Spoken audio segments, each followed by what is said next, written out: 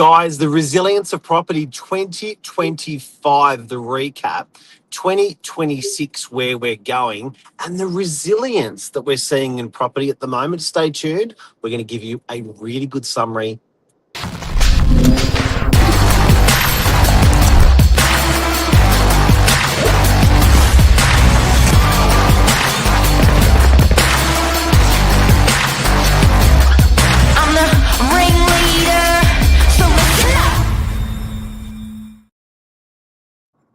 Good morning.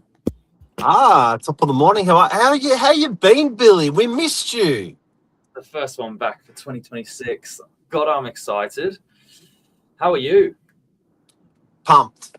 Big year. Good. Plenty of work to get done. Yeah, absolutely. Now, guys, if my camera goes on and off a little bit, it's been a bit funny. Just keep running the conversation. But you talk first before we lose you. I was going to say here we go. I hope you can still hear me. The year of resilience. I can. It's the year of resilience. You know what? And even in the last, there's been so many hooks and turns in 2025. You would be worried about investing your money in such turbulent markets in worldwide, economics and domestic economics. And you just think to yourself, far out, am I really going to buy a property this year because of what's happening? It's been crazy. Yeah, I think 2025 was the year where we saw essential purchases and sales across the board take probably the number one position as a reason for a sale. That seemed to be the common denominator. People upsizing or downsizing, like these moves needed to take place. But it was also the year we saw investors come back into the market a lot compared to the year before.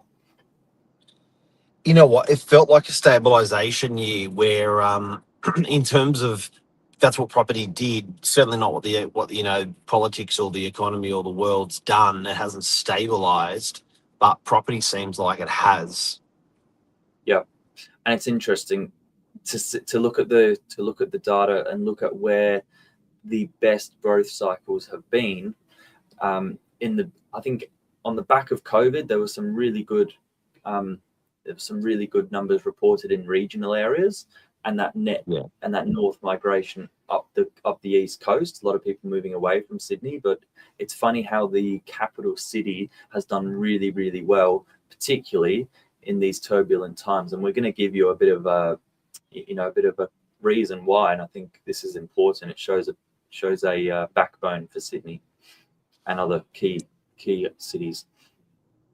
And you know what, Bill? I've had a lot of people at this time of the year reach out on my punt or my opinion on on the market, on the property market. So, obviously I've done it a while, and people trust my gut, and they're saying, Mark, what do you actually think? How's that projection look in your mind over the next 12 months? I guess in a nutshell, real quick, I think houses, I'll probably see about 3% growth, 3 to 5% growth for the year, and units, I see it at about 10 to 15% growth for the year.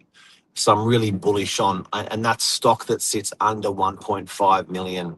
That strata stock. A lot of people had got their land tax bill in the last week of the year. The assessments were made for land tax, which are new assessments now. And people are going, oh my God, if that's my assessment now, my land tax is going to look like this. So a lot of people are changing the way they've invested in property. So it's less buying a house and more buying a unit. And I think that's going to fuel that strata market. But that might go over the top of someone's head. So I had that conversation in real simple layman terms. What that means is if you own an investment property that is a house, not generally a unit, your land tax component is much higher. Unit, it's split over however many units you put in the building. Now there's a threshold, and once you've surpassed that threshold, you're due to pay land tax. So what you're saying is the average mum and dad are selling the investment property house and they're buying a unit because it's divided, say, over 12 units in the block. And that's another reason. And that's changing the way investors are going about moving their money. One other reason. Yeah. Yeah. It's just another reason why they're going to make some good capital growth. So I think, certainly last year we did see strata do real well. And we did see houses level out a bit. So it's going to be more of that this year, probably a little bit more aggressive. Yep. Now, what's interesting, what makes a capital city,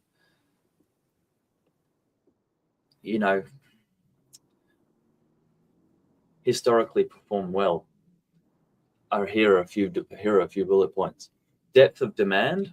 Sydney has a far larger and more diverse buyer pools. That's interesting. Owner occupiers, investors, downsizers, offshore buyers. Population growth and migration. Land scarcity and zoning constraints. Very interesting. Income resilience. I thought that's important. Like when you do go through these turbulent times, the income resilience of higher average household incomes, they're going to be more resilient to rate rises, lending tightening, things like that, compared to regional areas.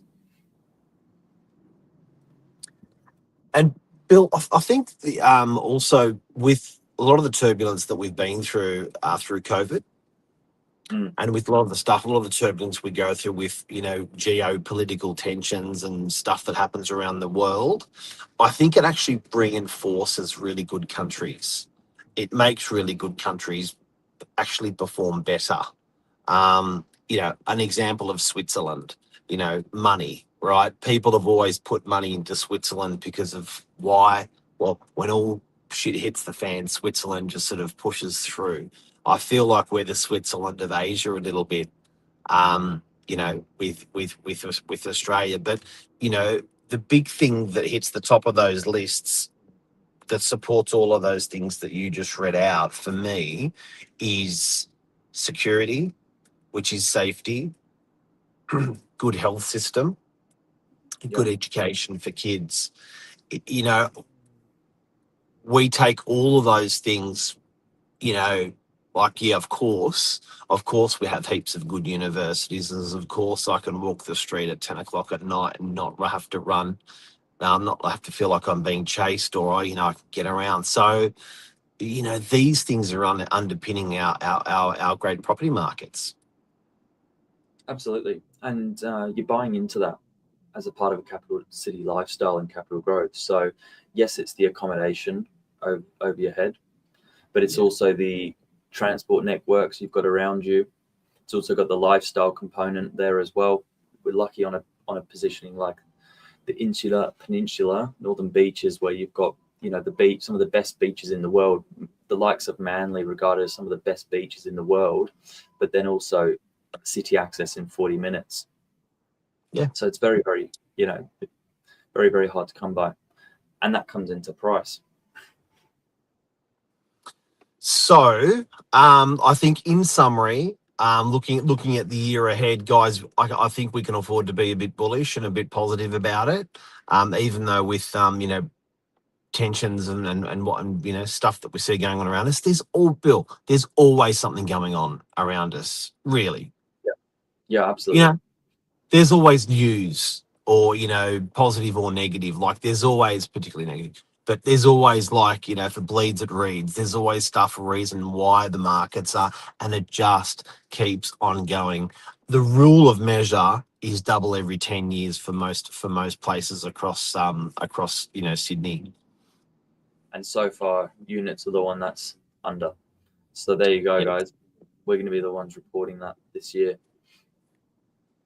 Any other topics you want us to cover, by the way? Drop us a fun stuff. Here. What are you doing? What are you doing this year? Did you make a New Year's resolution? Yeah, I'm doing a triathlon in 8 weeks. Hey, how's it going for you? Slow but steady.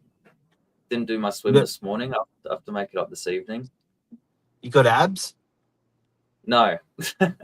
This is going from couch to triathlon. Wow. So, yeah, very exciting. And what about you? I'm turning 50 this year. What does that mean? Is that into retirement, or does that look like just going hard Nah. again? Yeah. It's, you know what? It's just, I really, I just want business to be, rewarding and fun for all my customers and my family and my friends. So it's more about just doing the great stuff. So not working any less on my 50th year, but just working with a bigger smile on my face for the year is really what I want to do. Love that. However that looks like. I love that. 50. Yeah. There you go. But yeah, if you've got any topics you want us to cover, put a message in here. It's a live show, and you're going to be seeing a lot more of this. So thanks for tuning in. First one back for the year. Let's have a great year. Love you. See you. Bye.